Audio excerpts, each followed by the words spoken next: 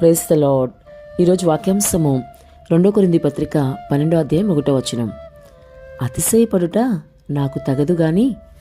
ప్రభు ఈ వాక్య భాగం నుండి ఈరోజు మనతో ఏం మాట్లాడుతున్నారో చూద్దాం. అపొస్తలుడైన పౌలు కొరింథీ సంఘానికి రాస్తూ అతిశయపడుట నాకు తగదు అని చెప్తున్నాడు. నిజంగా మంచి మాట కదా. అతిశయపట్ట ఎవరికీ తగదు కదా. ఎందుకంటే అతిశయం ఎప్పుడు ఎవరిలో ఉండాలి? ప్రభువులోనే.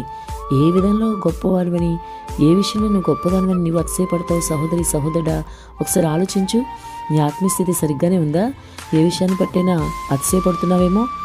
నీకున్న బలాన్ని బట్టి, నీకున్న ధనముని బట్టి, నీకున్న అందచందాలను బట్టి, నీకున్న ఆస్తిపాస్తులను బట్టి, నీకున్న పెద్ద బంగ్లాని బట్టి, కారుని బట్టి, మరి దేన్ని బట్టైనా సరే, ఆభరణాలను బట్టో అతిశయపడుతున్నావేమో. అందుకే ప్రభు ఈరోజు నీతోనే సూటిగా మాట్లాడుతున్నారు. అతిశయపడట మంచిది కాదు, నాకే తగదు అని ప్రభుకి అపొస్తలుడైన పౌలే చెప్తున్నాడు. ఆయన మరి పౌలు లాంటి గొప్ప భక్తులే చెప్తుంటే ఈరోజు నీ పరిస్థితి, నా పరిస్థితి ఏంటి? మనం కూడా ఏ విషయంలోనూ అతిశయపడ తగదు, అతిశయించకూడదు. ఒకవేళ నీకేదైనా సరే మంచిగా పాటలు పాడడం దేవుడిచ్చిన తలాంతి కదా, దాన్ని బట్టి అతిశయించుకో. మంచిగా వాక్య పరిచర్య చేస్తావా? అది దేవుడిచ్చిన తలాంతి కదా, దాన్ని బట్టి అతిశయపడకు. ఏదైనా సరే ఆత్మీయ జీవితంలో కానీ, భౌతికమైన విషయాల్లో కానీ దేవుడు నిన్ను ఆశీర్వదిస్తుంటే అతిశయపడకూడదు.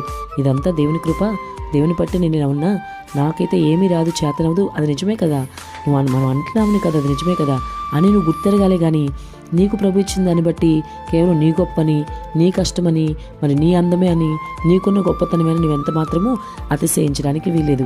అందుకే పౌలు కొరింథీ సంఘానికి రాస్తూ అంటున్నాడు, నేను అతిశయించుట తగదు అంటున్నాడు. వాస్తవంగా చెప్పాలంటే పౌలు భక్తుడికి నిజంగా దేవునితో ఉన్న సంబంధం కానీ, ఆయన ఇచ్చిన ప్రత్యక్షతలు కానీ చాలా ఎక్కువ ఉంటాయి. అతిశయపడవలసిన వ్యక్తి, కానీ నేను అతిశయపడ తగదు అంటున్నాడు. అంటే అక్కడ కూడా తాను తగ్గించుకోవడం మనం గమనించాలి. మరి ఈరోజు మరి మిత్రమా, నీవెందుకు అతిశయపడాలి? నీకు ఇచ్చిన తలాంతిని బట్టి కానీ, నీకు ఇచ్చిన దేన్నైనా బట్టి, మంచి ఆరోగ్యం దేవుడిచ్చాడా? అది దేవుని కృపే కదా. మంచిగా ఆర్థిక స్థితి మెరుగ్గా ఉందా? అది దేవుని కృపే కదా. దాన్ని బట్టి అతిశయించడం ఎందుకు? ప్రభుకి మహిమ వచ్చే విధంగా నువ్వు జీవించాలి.